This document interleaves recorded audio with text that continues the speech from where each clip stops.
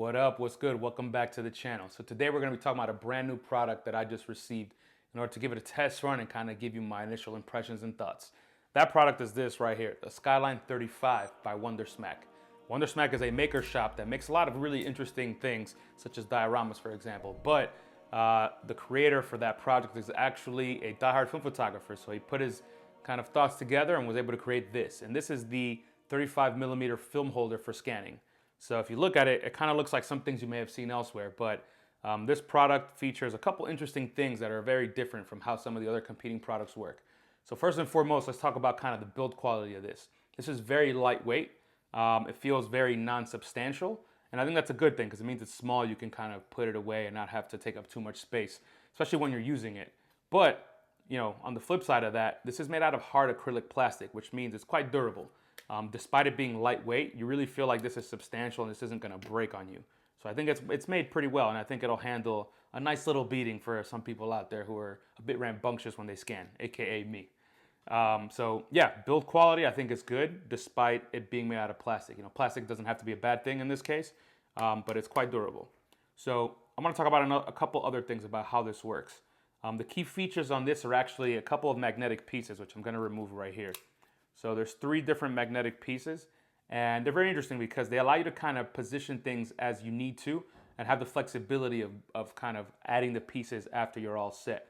So instead of being forced to kind of shove your negative through a specific slot that you can't move or give yourself a little bit of leeway on at all, this, because it's removable, does allow you. So let's talk about these 2 right here. These 2 magnetic pieces actually go under the top part of the unit here.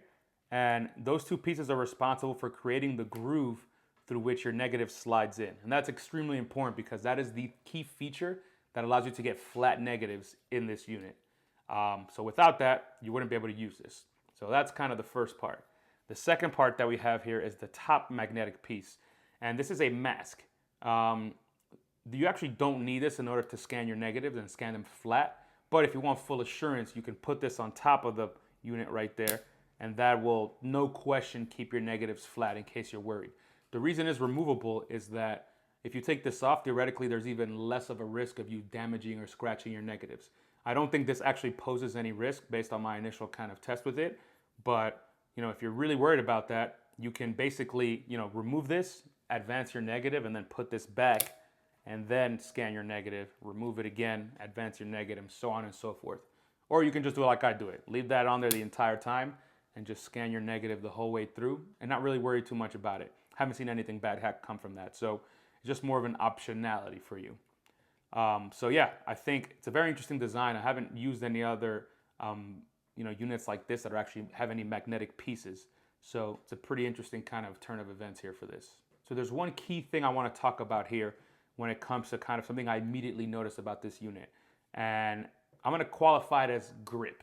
So grip is very important from my perspective because having a solid base that doesn't move while you're scanning allows you to kind of flow through the scanning process a lot more quickly and a lot more consistently. Basically, you can get your negative in the exact little spot that you want, so that way your camera is always focused on that exact same area, and then cropping becomes easier and kind of consistent negatives and all of that becomes a lot easier. This unit does that extremely well for 2 key reasons. One is these rubber kind of grips that you have on the feet here. This allows the unit to remain pretty sturdy. Like you can kind of push it around and it obviously moves because it's lightweight, but it doesn't move a lot. So I think when you're kind of being very finesse and moving negatives around, it's gonna be very difficult for you to accidentally touch it even a little bit and have it go everywhere. It's just not gonna do that because of the grip. You can touch it very lightly, the way you would probably when using this, and it's not gonna make too big of a difference. The other thing that's very important is the actual grip on the negatives itself. These magnetic grips create just enough space for the negative to flow through, but just enough friction where the negative isn't going to be sliding around all over the place.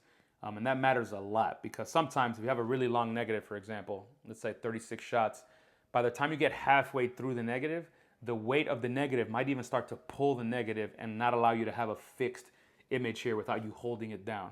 That's happened to me with some other units, and with this, you don't have to worry about that because the grip is insane. But it's interesting because it still can move. You can still pull the negative through and it doesn't feel like you're doing anything bad. But somehow, some way, the design of this allows kind of the weight and the force of the negative to be spread out some way where it just won't move. So I love that grip. That's fantastic. The other thing is, if you're holding your negative and you kind of, push it and place it in the right center where you want it, and you accidentally touch the negative a little bit, it's not gonna move up or down. You're not gonna have to reposition it again. I find that the kind of mask here for the actual crop of the negative is very, very consistent on the top and bottom. So you'll get a little bit of border. It's not gonna be a huge border, but you'll get some border.